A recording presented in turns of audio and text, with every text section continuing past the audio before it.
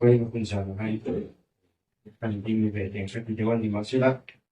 để giải cái ta tuy ở thì nó có những cái số mà những cái tăng lên đó nghĩa rằng như này thì tắm tập sửa tụ có thể là thì xuống tụ là nhảy nó sang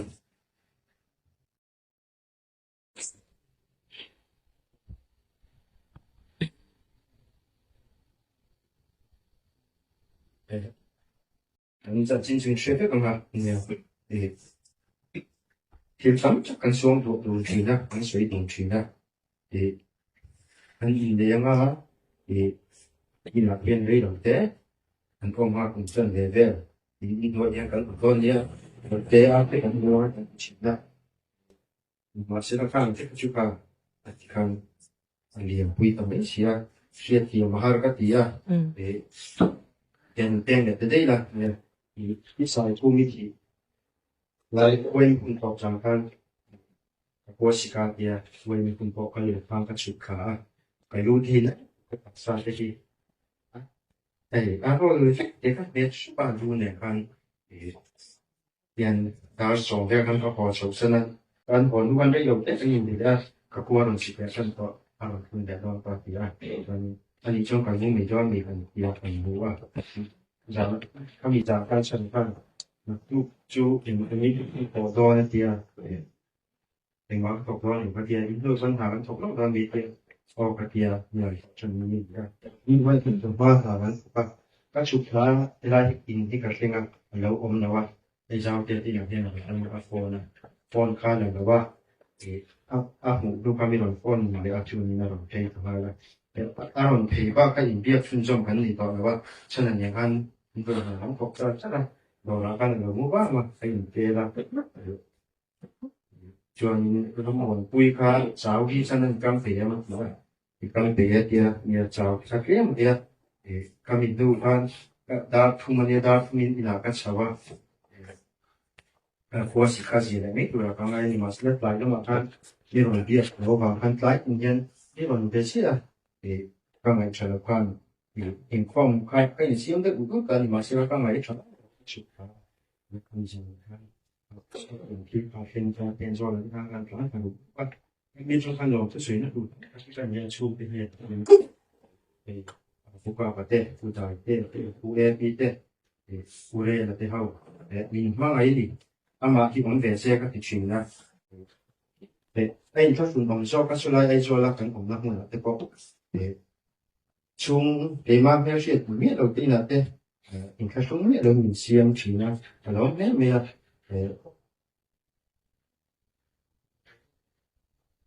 ule là tên ví dụ thì lòng của nó phải xem nhà tiền là đấy là khi các bạn họ xem xí ai xí và chụp liệu phát cái thủ chỉ là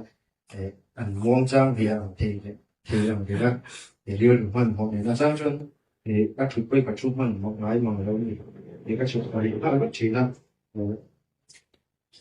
ai xí và hàng thì thấy em này lòng mấy là đi luôn đi đâu mà lại chỉ kia trong cái tí có cả đi thấy phần này lòng lại đi luôn đi đó xem số mà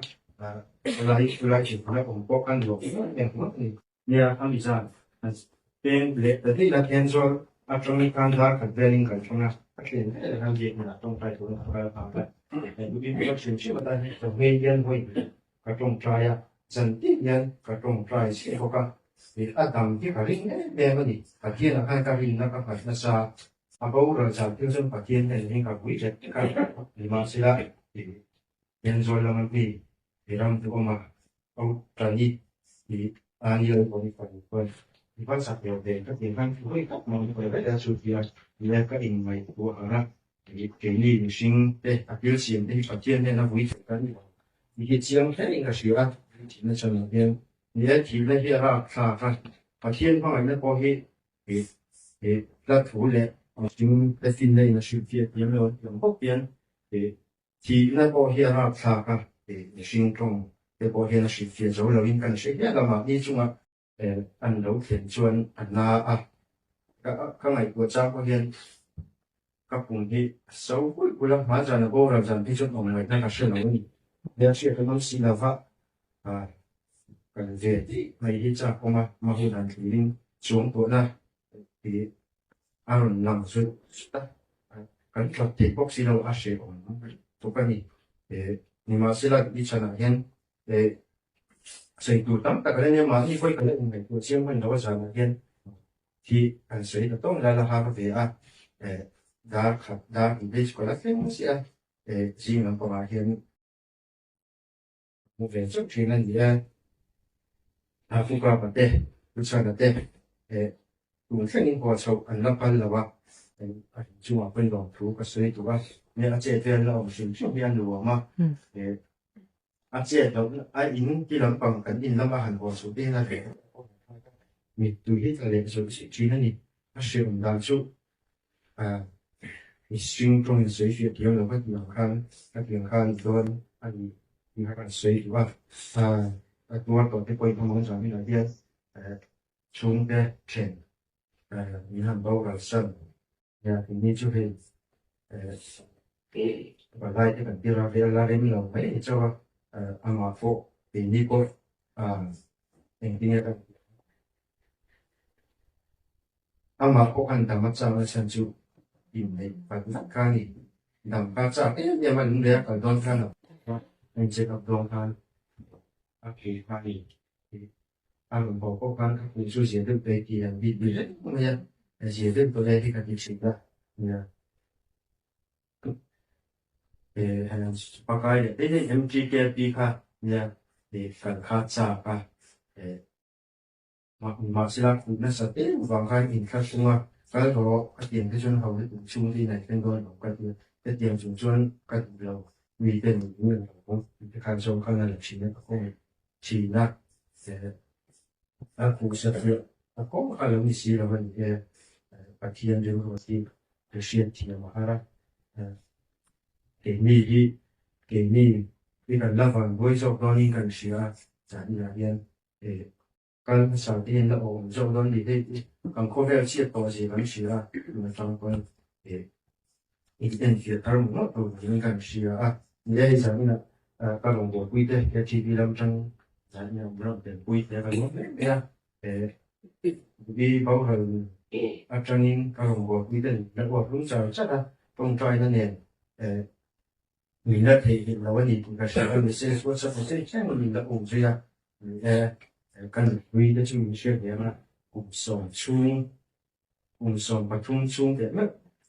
đâu có để cần tăng mà nhưng chiến thắng để trang những để người cũng cho để những mình có cho mình quá là những để cần chung là vấn đề gì đâu để cần riêng vào những chiến là để hàng tổ để để mà sẽ là hai cái chuyện cái tung tổ là mà sẽ mà như thế để cần in chia như là đâu chỉ cái chỗ là cái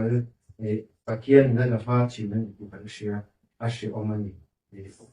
chung de kan ti bo ya ru tu zong reng reng ning de ti tu zong reng reng kan mai kan chi nan ya kan sei kwa sa ina ka chana ki de po kan sa ru chu ka ti zong kan ni de tiếp tục múa bôi chu tu tiếng nghe ni phật giải bôi tu tiếng chu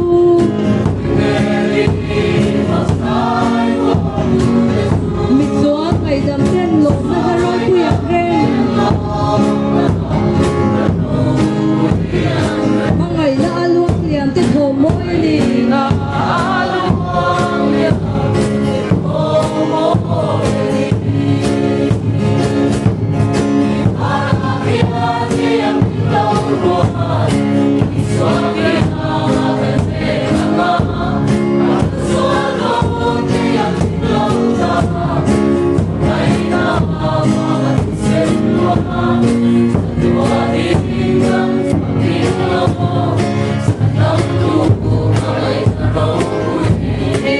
subscribe cho kênh Ghiền Mì Gõ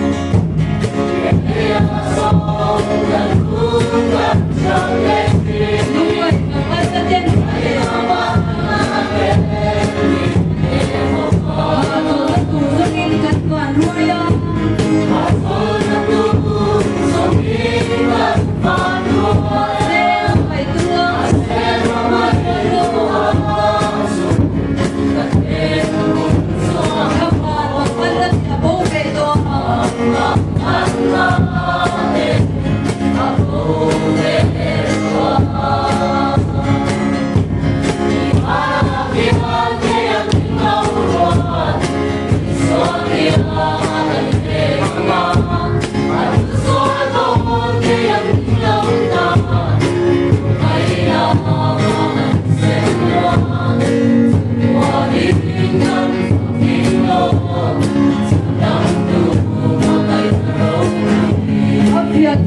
hệ lệ trong nhau